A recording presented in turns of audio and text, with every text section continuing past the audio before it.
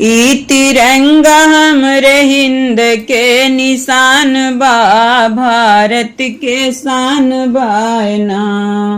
ई तिरंगा हमरे हिंद के निशान बा, भारत के शान बायना।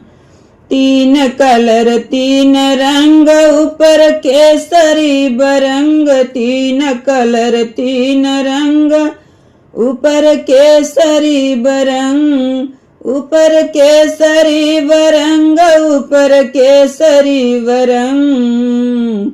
ई केसरिया रंग यंग कैलान बा, भारत के शान बायना। ई केसरिया रंग जंग के ऐलान बा, भारत के शान बायना।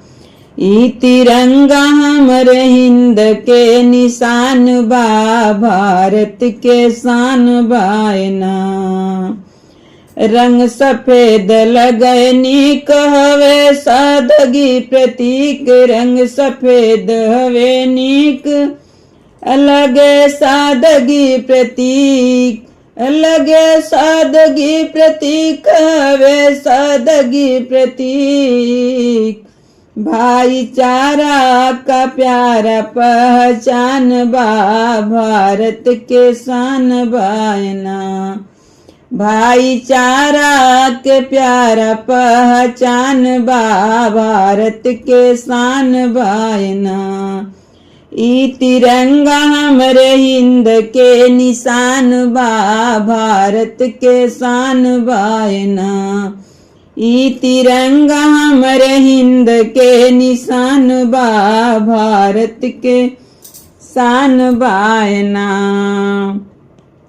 चक्र बीच में अनोखा बनल 24 गो रेखा, चक्र बीच में अनोखा बनल 24 गो रेखा, बनल 24 गो रेखा, बनल 24 गो रेखा। 24 घंटा बढ़ के पलान बा, भारत के शान बायना। 24 घंटा लगई बढ़ई के पलान बा, भारत के शान बायना। ई तिरंगा हमरे हिंद के निशान बा, भारत के शान बायना।